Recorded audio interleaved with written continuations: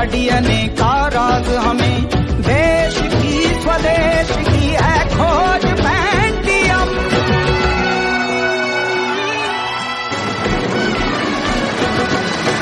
आत्मनिर्भर हम बोलो वंदे मातरम, हमसे बेहतर हम बोलो वंदे मातरम। आपण इयत्ता 10वी ची 2.3 द ट्विन्स ही कविता पाहणार आहोत।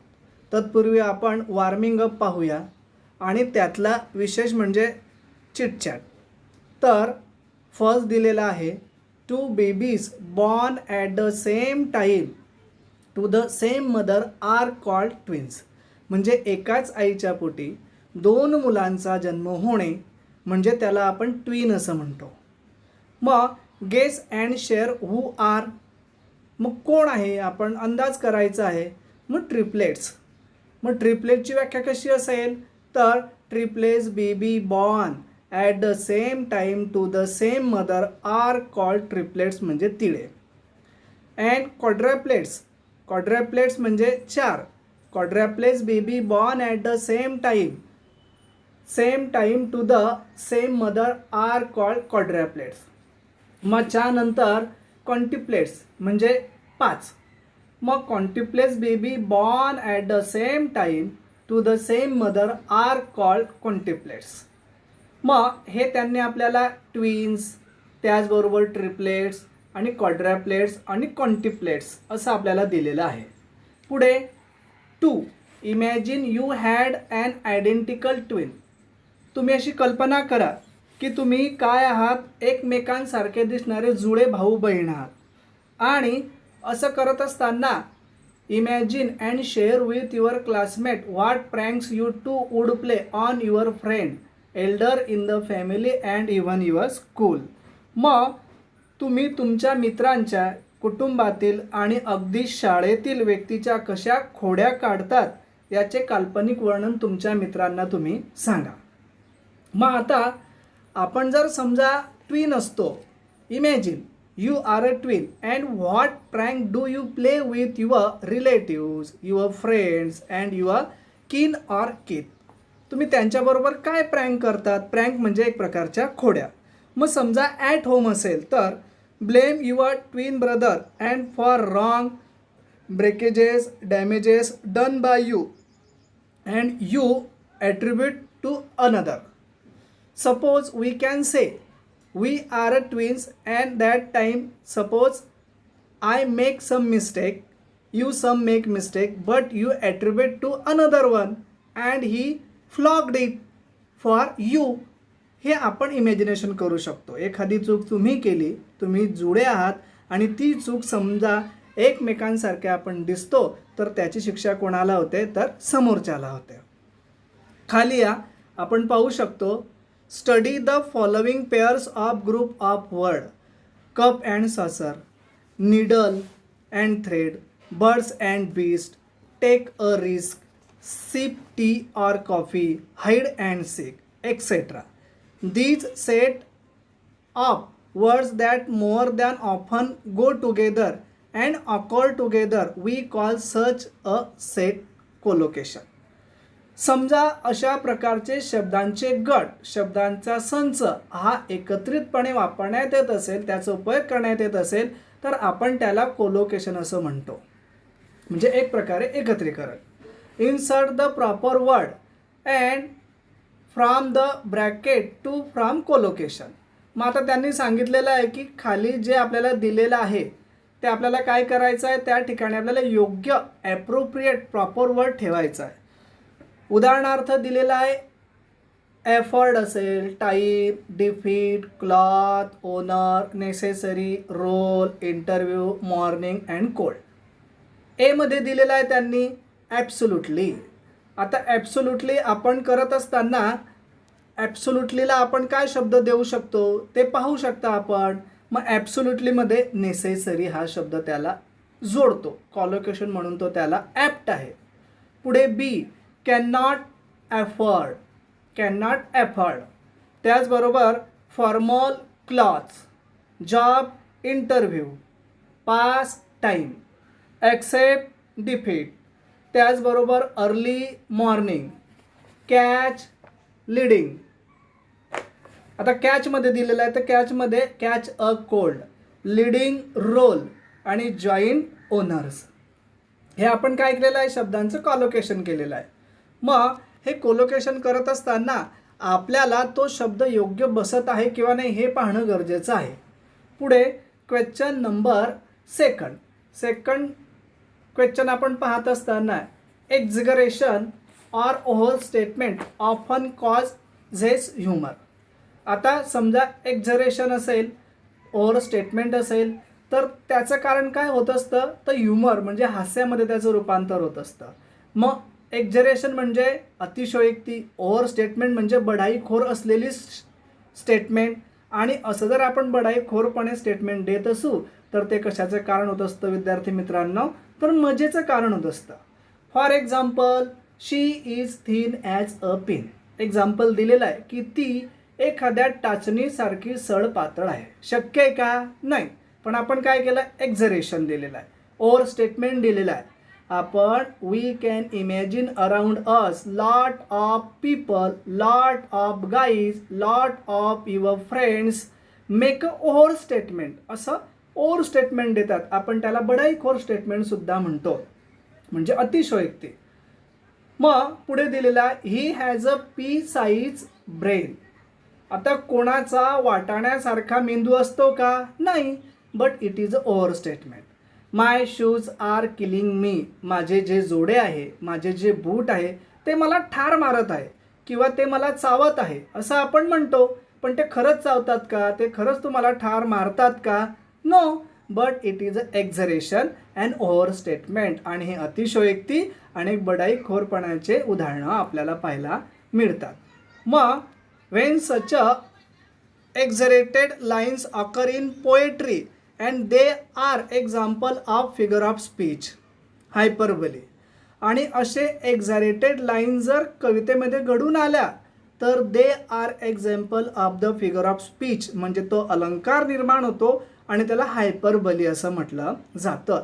हायपरबली म्हणजे अतिशयोक्ती अलंकार. अतिशयोक्तीचा अर्थ तुम्हाला कळलेलाच असेल की ओव्हर स्टेटमेंट देणे. मग तुम्ही म्हणाल सर हायपरबली का हायपरबोला, मग हायपरबली हाच त्याचं प्रोनाऊन्सिएशन आहे. हायपरबोला हा शब्द पण आहे पण त्याचा अर्थ वेगळा आहे. तो मराठीमध्ये परावलय असं त्याला म्हटलं जातं, हायपरबोलाला. याला हायपरबली हा अलंकार आहे. पुढे complete the following example of hyperbole using words from the bracket below. आता खाली ब्रॅकेटमध्ये काही शब्द दिलेले आहे विद्यार्थी मित्रांनो आणि ते घेऊन तुम्हाला हायपरबलीचे उदाहरणं तयार करायचे आहे. शी वेप्ट ओशन ऑफ टीयर्स. बघा, ती इतकी रडली की ओशन ऑफ टीयर्स. शक्य आहे का, नाही, it is a over statement. The hungry man at turn off food. The hungry man of at a quintal of food. शक्य आहे, नाही. इथे टर्न शब्द येणार आहे आणि ते शक्य नाही. हे example of hyperbole. He run faster than a horse. तो घोड्यापेक्षाही फास्ट पडतो. शक्य आहे, it is not possible. It is a example of hyperbole, अतिशयोक्ती आहे. ब्र I am freezing to death. हे पण हायपरबलीचं उदाहरण आहे. I shall come over in just a second.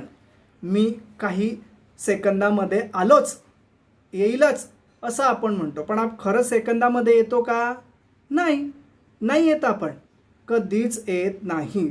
अशी बरीच लोक असतात, मी 0 मिनिटात आलो. 0 मिनिटात येतात का ते, नाही. मग हे कशाची स्टेटमेंट आहे विद्यार्थी मित्रांनो, तर हायपरबली म्हणजे अतिशयोक्ती. पुढे मग the twins. This poem deal with problems of the twins and instructed किंवा कन्स्ट्रक्टेड आपण म्हणूया. There is a hyperbole used lot of times. या कवितेमध्ये किंवा संपूर्ण कविता ही हायपरबोलाचं एक अतिशय चांगलं उदाहरण आहे. मग आपण पाहू शकतो की द फॉर्म दिलेला आहे तिथे त्यांनी. आता धिस पोएम रिटन बाय, आपण जर या कवितेचा विचार केला विद्यार्थी मित्रांनो तर ही कविता आपण पाहत असताना हेनरी सॅम्ब्रुक ले या कवितेचा कवी आहे, हेनरी सॅम्बर्ग ले.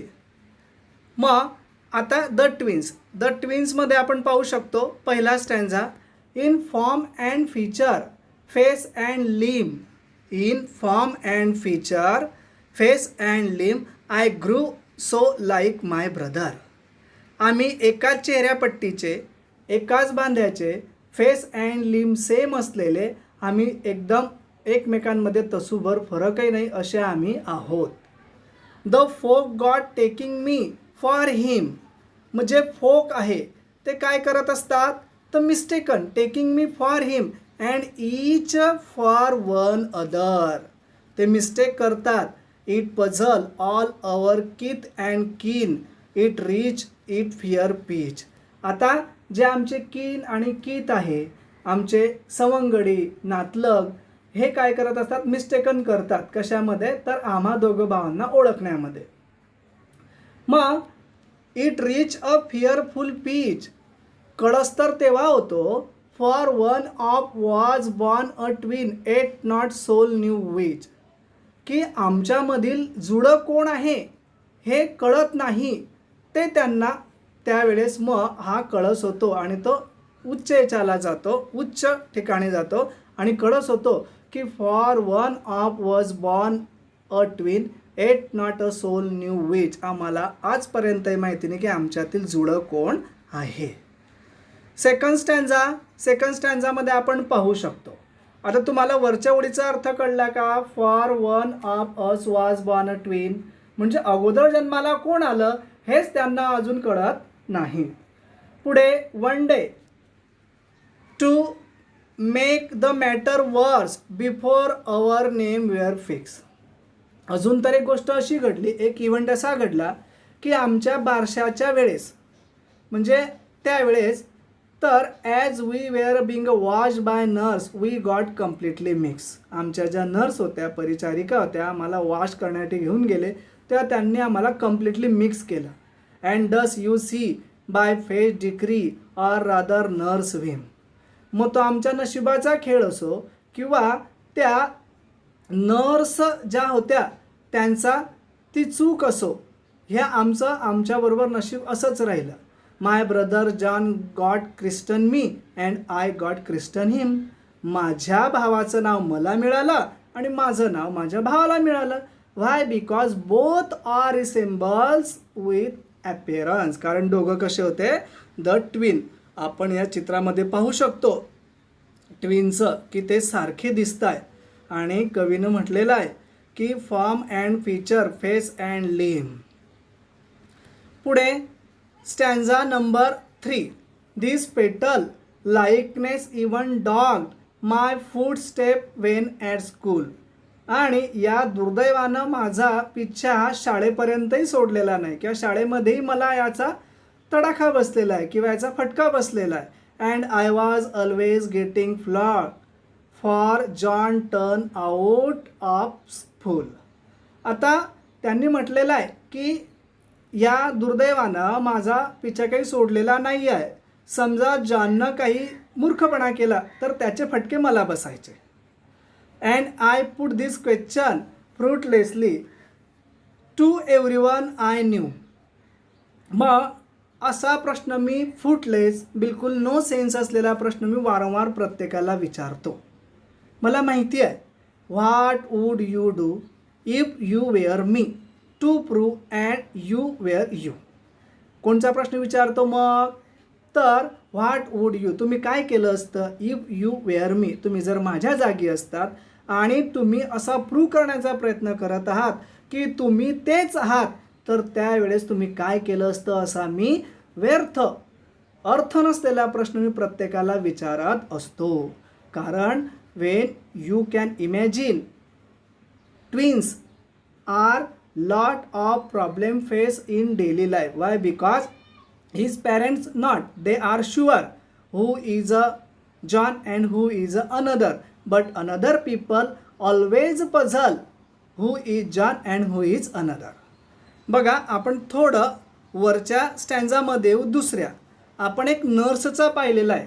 तर या नर्सच्या याच्यावरनं मला एक गोष्ट आठवते सुनील गावस्कर यांचा जेव्हा जन्म झाला 1949मध्ये, त्यावेळेस सुनील गावस्कर हे सुद्धा एक वेळेस त्यांचं चेंज झालेलं होतं. सुनील गावस्कर कोण आहे तर माजी क्रिकेटपटू. आणि असं होत असताना त्यांच्या काकांनी ओळखलं की अरे हा तर माझा भाचा नाही आहे, हा तर माझ्या भावाचा मुलगा नाही आहे. मग आजूबाजूला शोध घेण्यात आला. तेव्हा एका कोळी परिवारामध्ये त्यांचा शोध लागला होता, एक छोटं बाळ असताना, म्हणजे त्या पाळण्यामध्ये. मग आज जर समजा सुनील गावस्कर सापडले नसते तर असे बरेच गोंधळ झालेले असते की आज ते एखाद्या ठिकाणी कोळ्याच्या घरी त्यांनी फिशर मारण्याचं काम केलं असतं. पण असो, ते ट्विन न होते. मी एक उदाहरण तुम्हाला एक गोष्ट म्हणून दिलेली आहे. मग कवी हा प्रश्न विचारतो किंवा त्या जुळ्यांपैकी तो प्रश्न विचारतो, व्हॉट वूड यू डू, तुम्ही काय केलं असतं, if you were me to prove that you were you. You can see in अकेला पिक्चर. अकेला पिक्चरमध्ये तुम्ही हे पाहू शकतात की त्याच्यामध्ये ते जे विलन असतात ते ट्विन असतात आणि त्याची खूप गडबड गोंधळ उडत असते. Okay, next page. मग our close resembles turn and tide of my domestic life. आमचा जो एकसारखेपणा दिसण्याचा आहे याच्याने माझ्या आयुष्यामध्ये बऱ्याच घडामोडी घडलेल्या आहे. Change the situation, turn and tide. मग कशा? For somehow my intended bride became my brother's wife. आता तुम्हाला हे वाक्य वाचल्यावर ऐकल्यावर हसू आलं असेल, पण विद्यार्थी मित्रांनो, धीस पोयम फुल्ली हायपरबली, म्हणजे याच्यामध्ये अतिशयोक्ती हा दिलेला आहे. मग असं का सर? तर सम मेक अ फन, एखादी मजा निर्माण करण्यासाठी. तर हे आपल्याला इथे दिलेलं आहे आणि त्याला हायपरबली असा अलंकार म्हटलं जातं. आता हे शक्य आहे का बरं? फॉर सम हाऊ, कसं तरी, my intended bride became my brother's wife, माझी ठरलेली वधू ही माझ्या भावाची पत्नी झाली. In fact year after year the same absurd mistake went on. आणि अशा वर्षानुवर्ष अशा बऱ्याच चुका घडत गेल्या. बघा, we can see around us lot of twins. आपण आपल्या आजूबाजूला बरेच ट्विन ओळखतो, पाहतो, पण त्यांच्यामध्ये अशा बऱ्याच मिस्टेक होत नाही. But Henry Sambrooke Leigh state this is a hyperbole poem.